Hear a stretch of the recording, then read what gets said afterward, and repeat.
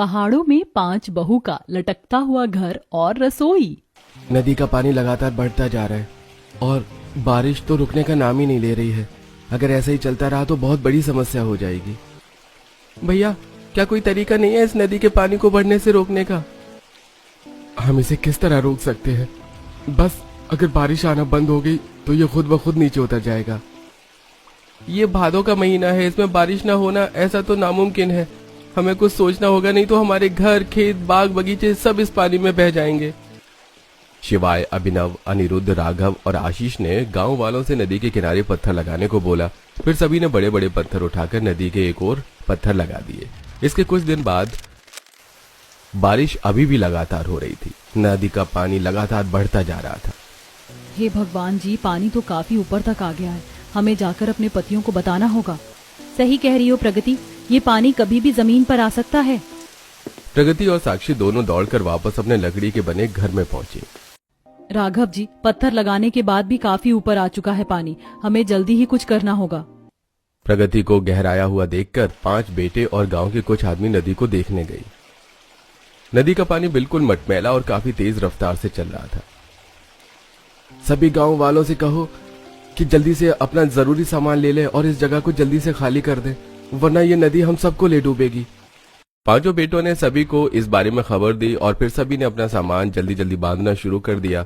उन्होंने अपने खेतों से कुछ सब्जियां भी ले ली और कुछ उनके पालतू जानवर जैसे गाय, भैंस, बकरी सभी को अपने साथ लेकर वहां से निकलने को तैयार हुए। उन लोगों का वो छोटा सा गांव पहाड़ों के बीच बसा हुआ था, इसलिए वहां दूर दूर तक बसावट नहीं थी। सभी लोगों ने बेबस होकर पहाड़ों की तरफ ही चलना शुरू कर दिया। हम सबको ऊपर की तरफ जाना होगा, नीचे बाढ़ के आने का खतरा है। लेकिन शिवाय जी, हम बड़े बूढ़ों और जानवरों को ऊपर कैसे लेकर जाएंगे? हम उन्हें अपने सहारे से ऊपर चढ़ाएंगे। माँ, सबसे पहले आप आइए। नहीं बेटा, मुझे बहुत डर लगता है। माँ, बात को समझिए। हमें समय रहते आप सभी को ऊपर की तरफ चढ़ाना होगा, उसके बाद ही हम चढ़ पाएंगे। और अगर हमने ऐसा नहीं किया तो हम बाढ़ के पानी में बह भी सकते हैं। इस पर सभी काफी घबरा गए। 5 बेटों और कुछ आदमियों ने मिलकर पहले बूढ़ों को ऊपर की तरफ चढ़ाया, जहां पहाड़ में एक छोटी सी जगह बनी हुई थी। और फिर जब बेटों के चढ़ने की बारी आई तब तक नदी का पानी बाहर आ गया।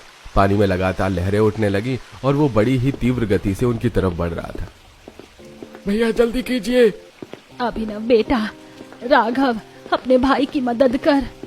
5 बेटे एक दूसरे का हाथ पकड़कर सहारा लेते हुए समय रहते उस छोटी चट्टान पर चढ़ गए। उनके ऊपर चढ़ने की पानी की एक तेज और बड़ी लहर उस चट्टान से टकराई, जिससे कुछ गाय और बकरियां उसमें बह गई। हे भगवान, हमारी गैया।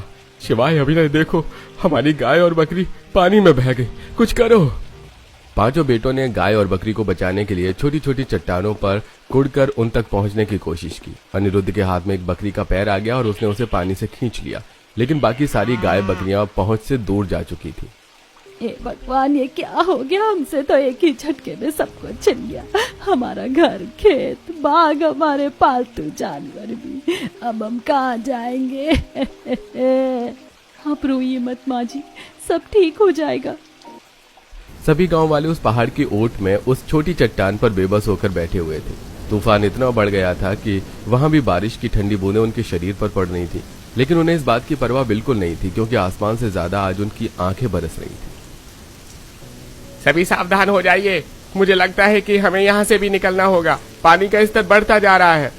सभी गांव वालों ने बात मानकर पहाड़ों के बीच चलना शुरू किया। काफी देर तक चलते चलते वो काफी ऊपर आ गए, लेकिन अभी तक उन्होंने ठहरने की कोई भी ठीक जगह नहीं मिली थी। अरे, और कितना चलना होगा इस बूढ़ी औरत के शरीर में? अब और चलने की क्षमता नहीं है। माँ जी, आप मेरी पीठ पर आ जाइए, आपको चलने की कोई जरूरत नहीं है। अभिनव ने वंदना को अपनी पीठ पर लिया और फिर दोबारा चलना शुरू किया। चलते चलते वो लोग काफी ऊंचाई पर आ चुके थे, जहाँ एक साइड सिर्फ खाई थी। संभाल कर, सभी एक दूसरे को पीछे से पकड़कर चलो। सभी एक दूसरे को पीछे से पकड़कर चलने लगे। जमीन पर बारिश की वजह से काफी फिसलन थी। ऐसे में अभिनव ने बूढ़ी और वंदना को अपनी पीठ पर लिया था, जिसके कारण उसका पैर फिसल गया। लेकिन खुशकिस्मती से आसपास के लोगों ने तुरंत ध्यान देकर अभिनव और वंदना को खाई में गिरने से बचा लिया। अभिनव, काकी को नीचे उतारकर इनका हाथ पकड़कर चलो। यहाँ हमें हर एक कदम बहुत ही बड़ी सावधानी से रखना होगा, जरा सी गलती से हमारी जान जा सकती है। लोगों ने फिर और ज्यादा सावधानी से चलना शुरू किया। चलते चलते वो एक ऐसी जगह पर पहुंच गए जो उन्होंने पहले कभी नहीं देखी थी। ये क्या, इन पहाड़ों पर तो खाली जमीन भी पड़ी हुई है और यहाँ कितने सारे पेड़ हैं। ये एक और जमीन है जो ऊंचाई पर बनी है, जिसकी वजह से ये 2 भागों में बटी हुई है। और देखो, वहाँ थोड़ी दूर पर एक नदी भी बह रही है। सभी गांव वालों ने देखा कि पहाड़ पर 2 जमीनें आमने सामने थीं। वहां उनके बीच में एक खाई थी। नदी से बहता पानी जगह जगह पत्थरों से टकराकर नीचे खाई में गिर रहा था। नीचे का पानी तो बाढ़ की वजह से काफी गंदा हो चुका है, लेकिन ये पानी काफी साफ है। हम इसे पीने के काम में ले सकते हैं। सभी ने उस नदी से पानी पिया और अपने हाथ, मुंह और पैरों को धोया। उसके बाद सभी वहां आराम करने बैठ गए। बहुओं ने वहीं पेड़ों से लकड़ी तोड़कर आग जलाई और उस पर सभी के लिए खाना बनाया। क्या हम इस जगह पर अपना बसेरा नहीं कर सकते? ये जगह तो काफी अच्छी है। नहीं माँ, हम यहाँ नहीं रह सकते। हम कुछ दिन यहाँ बिता सकते हैं, और वो भी किस्मत की बात होगी। एक तो ये जंगल बहुत ऊंचाई पर है, लगभग 6 मंजिल की ऊंचाई पर। ऊपर से पहाड़ के ऐसे इलाके में अक्सर भूस्खलन होता रहता है। हाँ भैया, ठीक कह रहे हैं। पहाड़ के इन हिस्सों में लोग रोड बनाते हैं, लेकिन यहाँ कोई रोड नहीं है, इसलिए ये जगह खाली पड़ी हुई है। दोनों भाइयों के समझाने पर गांव वालों को सारी बात समझ में आ गई। उन्होंने वहां खाना खाया, पानी पिया और कुछ देर आराम किया। लेकिन उनके मन में भूस्खलन होने का डर बना हुआ था। सूरज ढल रहा था, शाम होने वाली थी। अचानक ही जमीन में हलचल शुरू हो गई। भाभी, मुझे चक्कर आ रहे हैं। यहाँ पर जमीन सच में हिल रही है। अरे नहीं, जिसका डर था वही हो रहा है। जल्दी यहाँ से चलो। अचानक ही पहाड़ से छोटे पत्थर गिरने लगे। सभी गांव वाले अपनी जान बचाकर नीचे की ओर भागे। नीचे की जमीन तिरछी बनी हुई थी। उन्होंने धीरे धीरे उसे उतरना शुरू किया। उन्होंने देखा कि पहाड़ के अंदर छोटी छोटी गुफाएं बनी हुई थी। अपनी जान बचाते हुए सभी उन गुफाओं में चले गए। शुक्र है भगवान का कि यहाँ गुफाएं भी बनी हुई हैं, वरना हम सब मारे जाते। अच्छा हुआ कि हम सबने पहले ही ध्यान दे दिया, नहीं तो किसी की जान भी जा सकती थी। सभी देख रहे थे कि पत्थर अभी भी गिर रहे थे। ये सब देखकर सभी को बहुत डर लग रहा था। कुछ देर तक बड़े बड़े पत्थर उनकी गुफाओं के आगे से गिरते रहे। कुछ उनकी गुफाओं से टकरा भी रहे थे। अब मुझे नहीं लगता हम इससे आगे जा सकते हैं। अब जब तक बाढ़ का पानी उतर नहीं जाता तब तक हमें यहीं रहना होगा। लेकिन हम यहाँ रहेंगे कैसे? हाँ, यहाँ से बाहर की जमीन तिरछी है। हम कोशिश करें तो रह सकते हैं। उसके लिए हम अपने साथ जो सामान लेकर आए हैं, हमें उनकी मदद चाहिए होगी। अरविंद ने सभी गांव वालों को बता दिया कि अब उन्हें यहीं रहना होगा और इसके लिए इस जगह पर उन्हें काम करना होगा। गांव वाले भी इसके लिए राजी हो गए। चलो बेटा, अब हम सभी को इन पत्थरों को तोड़ना और काटना होगा। इसके लिए हमें कुछ लकड़ियों की भी जरूरत पड़ेगी, जिनके लिए हमें वापस ऊपरी उस जमीन पर जाना होगा जहाँ पर पेड़ खड़े हुए थे। आप फिक्र न करें पिताजी, ये काम मैं और अभिनव भैया कर लेंगे। इसके बाद अनिरुद्ध और अभिनव रस्सी बांधकर वापस उस जगह पहुंचे जहां पर भूस्खलन की वजह से ढेर सारे पत्थर पड़े हुए थे, जिसकी वजह से वहां के पेड़ टूट गए। भैया, पेड़ तो पहले से ही टूटे हुए हैं, अब तो हमारा काम और भी आसान हो जाएगा। ठीक है अनिरुद्ध, अब जल्दी से लकड़ी काटना शुरू करो। पेड़ टूटने की वजह से उन्हें उसे काटने में ज्यादा देर नहीं लगी और वो काफी सारी लकड़ियां इकट्ठी करके रस्सियों की मदद से नीचे ले आए। अब उन रस्सियों को बीत कर लोगों ने अपनी अपनी गुफाओं में काम करना शुरू किया। उन्होंने लकड़ी से गुफाओं के आगे गैलरी बनाकर रेलिंग लगाई ताकि वहां पर गिरने का खतरा न रहे। हमें किसी तरह एक से दूसरी गुफा तक जाने का रास्ता बनाना होगा। हम लकड़ी से पुल की तरह एक से दूसरी जगह जाने का रास्ता बना सकते हैं। नहीं, लकड़ी का रास्ता बनाना बेकार है। एक पत्थर गिरते ही टूट जाएगा। इससे अच्छा हम पहाड़ को ही तोड़कर उसमें सीढ़ियां बना लें। उन पर रोक के लिए लकड़ी की रेलिंग बना सकते हैं। अब इस तरह सभी ने अपना काम करना शुरू कर दिया। पहाड़ की सतह तिरछी थी, जिस वजह से उन्हें काम करने में ज्यादा दिक्कत नहीं हुई।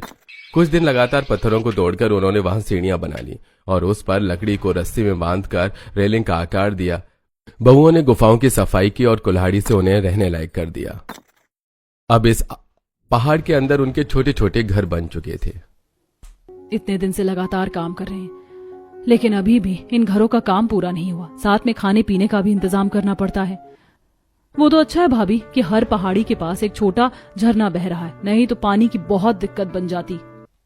ऊपर जो नदी थी उसका पानी नीचे को छोटे छोटे झरनों में बटकर बह रहा था और उन्हीं के आसपास गांव वालों के गुफा के घर बने हुए थे। यह नजारा देखने में काफी सुंदर था। माँ, मेरे कीड़े ने काट दिया। देखो ना, मेरी बाह पर कितना बड़ा लाल दाना निकल आया है। लाओ, मैं इसे धोकर इस पर कुछ जड़ी बूटी लगा देती हूँ। मंदिरा मनु को अपने साथ जीने पर लेकर गई जहां से एक छोटा झरना बह रहा था। मंदिरा ने मनु को बांह धुलाई और फिर उस पर कुछ जड़ी बूटी लगाई। अब सभी उसी तरह गैलरी में आकर हाथ बढ़ाकर झरनों से हाथ धोते और बर्तन में पानी लिया करते। अंशिका एक पतीले में पानी लेने आई तो उसने देखा कि पिंकी और राजू जीने से गुफाओं तक आना जाना करते हुए खेल रहे थे। पिंकी, राजू, बेटा तुम्हें डर नहीं लग रहा है? कितनी ऊंचाई है और तुम जीने पर खेल रहे हो। चलो जल्दी से गुफा के अंदर आ जाओ। इन बच्चों को डर का आता पता भी नहीं है। यहाँ दूसरी गुफा तक जाने में मेरी रूह कांप जाती है। पीनी और राजू ने अंशिका की बात नहीं सुनी, बल्कि वो और ज्यादा तेज तेज दौड़कर खेलने लगे, जिससे लकड़ी से बनी रेलिंग अपनी जगह से सरक गई। अरे नहीं, मुझे बच्चों को लेकर आना होगा। अंशिका तेजी से बच्चों के पास दौड़ी और उन्हें वापस लेकर आई। तुम दोनों पागल हो गए हो क्या? पता है वो जगह कितनी खतरनाक है? वहाँ से गिर गए तो तुम्हें कोई नहीं बचा पाएगा। अंशिका के डांटने पर बच्चे घबरा गए और चुपचाप गुफा के घर में बैठ गए। थोड़ी ही देर में आसमान में काली घटा छा गई। हे भगवान, लगता है आज फिर आसमान जम के बरसने वाला है। आशा ने इतना कहा ही था कि तभी तेज बारिश शुरू हो गई। झरने अब दुगनी रफ्तार से बहने लगे, लेकिन वो लोग गुफा के घर में सुरक्षित थे। शाम होने तक बारिश रुकी और सभी ने अपनी गुफाओं में लकड़ियों की मशालें जलाकर उजाला किया। रात को सभी गुफा के आगे पर्दा डालकर सो गए, लेकिन अगली सुबह तेज आवाज से सभी की आंख खुल गई। हे भगवान, ये कैसी आवाजें आ रही हैं? मंदिरा, बहू जरा पर्दा हटाकर तो देख। मंदिरा ने पर्दा हटाया तो देखा कि बारिश होने की वजह से फिर से भूस्खलन हो रहा था। इस बार काफी बड़े बड़े पत्थर गुफाओं के सामने से गिर रहे थे, जिन्हें देखकर बच्चे खुश होकर उछलने लगे। वहीं सभी बड़े ये सब देखकर बहुत ज्यादा घबरा गए थे। एक बड़ा पत्थर अंशिका की गैलरी पर आ गिरा, जिससे रेलिंग के 2 टुकड़े होकर नीचे गिर गए। भगवान, ये क्या हो रहा है? मुझे बहुत डर लग रहा है। फिक्र मत करो अंशिका, ये कुछ नहीं है, हम दोबारा सब कुछ ठीक कर देंगे। इसी तरह भूस्खलन के बाद कई दिन गुजर गए और अब उनके पास खाने का सामान नहीं बचा था। सुनिए, आज तो घर में पकाने के लिए कुछ भी नहीं है। अब हम क्या करेंगे? ये तुम्हें हमें पहले बताना चाहिए था। अब तक तो हम किसी न किसी चीज का इंतजाम कर ही लेते, लेकिन सारा सामान खत्म होने के बाद तुम अब बता रही हो। यहाँ इतनी मुश्किल से समय कट रहा है कि कुछ याद ही नहीं रह पाता। अब हमारे पास कोई रास्ता नहीं है सिवाय नीचे जाने के। मैं सभी को इस बारे में बता देता हूँ। नीचे जाने का नाम सुनकर मंदिरा काफी हैरान हो गई। उसने शिवाय को रोकने की कोशिश की, लेकिन वो जानती थी कि अगर वो नीचे नहीं गए तो वो हमेशा के लिए यहीं फंस जाएंगे। शिवाय ने अपने चारों भाई और कुछ गांव के आदमियों को इकट्ठा किया। लेकिन भैया, हम नीचे जाएंगे कैसे? क्या हमें इतना लंबा और खतरनाक रास्ता फिर से पार करना पड़ेगा? और अगर कर भी लिया तो क्या फायदा? नीचे तो पानी भरा पड़ा है। इस बार हम जहाँ से आए हैं वहां से नहीं, बल्कि यहीं से नीचे जाएंगे। भैया, यहाँ से नीचे कैसे जाया जा सकता है? ये तो खाई है। भले ये और खाइयों से नीची है, लेकिन है तो खाई ही ना। और नीचे एक नदी है जिसका पानी अभी बहुत तेज चल रहा है। सबसे पहले हम एक लकड़ी की छोटी छोटी नाव बनाएंगे। उसके बाद रस्सियों की मदद से उन्हें नदी में उतारेंगे और फिर रस्सियों की मदद से ही हम नीचे जाएंगे। ये सुनने में किसी को आसान लग रहा हो, लेकिन ये बहुत खतरनाक है। हमें बहुत ज्यादा सावधानी से काम करना होगा। इसके बाद बिना देर लगाए सभी ने वापस पेड़ वाली जगह पर लकड़ियां काटकर छोटी छोटी नाव बनाई और फिर उन्हें रस्सियों से बांधकर नीचे उतारा। इस काम को करने में उन्हें 3 दिन लग गए, जिस बीच उन्होंने सिर्फ फल खाकर ही काम चलाई। उन्होंने पूरी 10 नाव बनाकर तैयार की और वो अब उनमें बैठकर निकलने के लिए तैयार थे। ऊपर से उनकी माँ, पिता, पत्नी और बच्चे उन्हें देख रहे थे। किसी नाव में कोई दिक्कत तो नहीं है ना? अगर किसी को शक है तो अभी बता दे, वरना दिक्कत हो सकती है। सभी ने इससे इनकार कर दिया और फिर धीरे धीरे एक नाव में 2 लोग बैठकर शहर की तरफ चल पड़े। हे भगवान, मेरे बेटों की रक्षा करना, उन्हें सुरक्षित घर वापस ले आना, बस इससे ज्यादा हमें कुछ नहीं चाहिए। उन सबकी माँ और पत्नियां उनके लिए प्रार्थना कर रही थी। मन्नू, पिंकी, देखो तो जरा हमारी बालकनी में कितना बड़ा पत्थर गिरा हुआ है। चलो इसे उठाकर फेंक देते हैं। जब सभी आंखें बंद करके प्रार्थना कर रहे थे, तब तीनों बच्चों ने उस पत्थर को उठाकर नीचे फेंका, जिससे वो पत्थर सीधा एक मधुमक्खियों के छत्ते पर जा गिरा। पत्थर लगने से मक्खियां तुरंत बाहर आ गईं और सब तरफ उड़ने लगी। जब बहुओं ने उनकी आवाज सुनी तो वो काफी घबरा गई। उन्होंने बच्चों को गुफा के अंदर खींचा और फिर पर्दे को ढककर कस के पकड़ लिया। क्यों डरा रही हो भाभी? एक तो पता नहीं अचानक ही मक्खियां कहाँ से आ गई, ऊपर से तुम ऐसी बातें कर रही हो। सभी गुफाओं में औरतें अपने अपने पर्दों को ढककर खड़े हुए थीं और बाहर से लगातार मक्खियों के भिनभिनाने की आवाजें आ रही थी। बच्चों, क्या तुमने इन मक्खियों को छेड़ा है? नहीं मम्मा, हमने तो सिर्फ बालकनी से पत्थर फेंका था। तो ये बात है, इसीलिए मक्खियां छत्ते से बाहर आ गई। एक तरफ जहां गांव की औरतों को मधुमक्खियों का सामना करना पड़ रहा था, वहीं दूसरी तरफ उनके पति बड़ी मुश्किल से उस नाव में सफर कर रहे थे। आगे चलकर नदी की रफ्तार और भी तेज हो गई और नाव इतनी मजबूत नहीं थी। भैया ऐसा क्यों लग रहा है जैसे हमारी नाव ढीली पड़ रही है? अरे नहीं नहीं, इसके तो बांध ढीले हो रहे हैं। आशीष, ये टूटने वाली है, हमें जल्दी से उस पार से उतरना होगा। दोनों भाइयों ने बाकियों से मदद लेने के लिए चिल्लाना शुरू कर दिया, लेकिन उम्मीद से पहले से नाव टूट गई और आशीष और राघव दोनों ही पानी में गिर गए। नदी का पानी बहुत तेज चल रहा था, इसलिए वो खुद को संभाल नहीं पा रहे थे। आशीष, राघव, आशीष, हमारे ये राघव, इस नाव की तरफ आने की कोशिश करो इधर। पानी इतना तेज चल रहा था कि दोनों को अपनी खबर भी नहीं थी। सभी गांव वालों ने यह देखकर अपनी नावें उनकी तरफ दौड़ाई। अभिनव ने आगे झुककर आशीष का हाथ पकड़ा, जो कि लगभग बेहोश हो चुका था। वहीं गांव वालों ने शिवाई के साथ राघव के चारों तरफ नावों से घेरा बनाया और फिर उसे ऊपर खींचा। अभिनव ने आशीष का सीना दबाते हुए उसके मुंह से पानी निकाला, तब जाकर आशीष को होश आया। वहीं राघव की भी हालत काफी खराब थी। घबरा मत मेरे भाई, हम बस पहुंचने ही वाले हैं।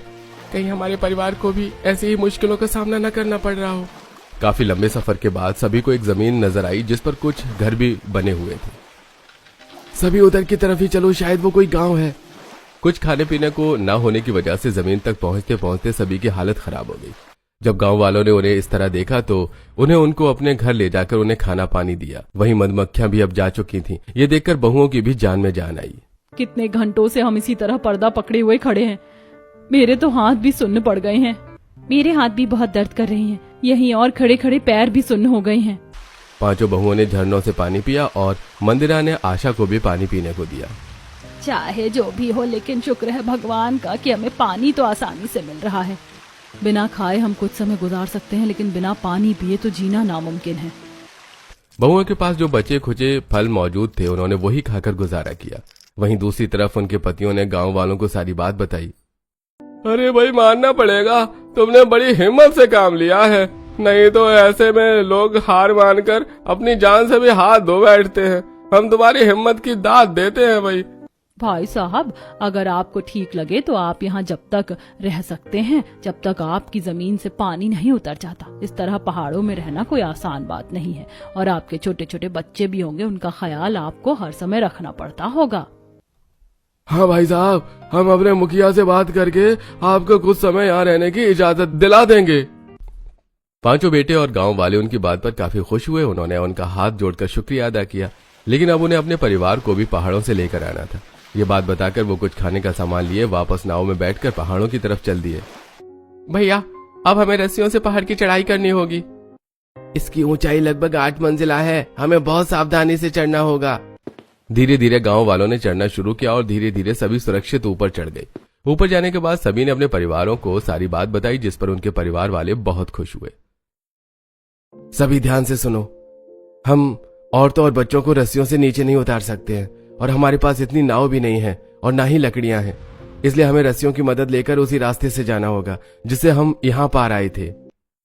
सभी गांव वालों ने वापस उसी कठिन रास्ते से नीचे उतरना शुरू कर दिया, लेकिन इस बार वो रस्सियों को पकड़कर नीचे उतर रहे थे, जिससे उन्हें नीचे आने में ज्यादा दिक्कत नहीं हुई। और फिर उन्होंने पहाड़ों के नीचे वाले हिस्से से चलना शुरू किया, लेकिन आगे चलकर सिर्फ पानी ही पानी था। यहाँ से हमें नाव की जरूरत पड़ेगी। पांचों बेटों और सभी गांव वालों ने इस बार बड़ी बड़ी नाव बनाने की शुरुआत की। उन्होंने बड़ी लकड़ियों को काटा और रस्सियों की मदद से उन्हें जोड़कर 4 बड़ी नाव तैयार की और फिर उसमें बैठकर गांव की ओर जाने लगे। चलते चलते ही आधे रास्ते में बारिश शुरू हो गई। ए भगवान जी, हमने कम परेशानियों का सामना किया जो अब ये बारिश भी शुरू हो गई।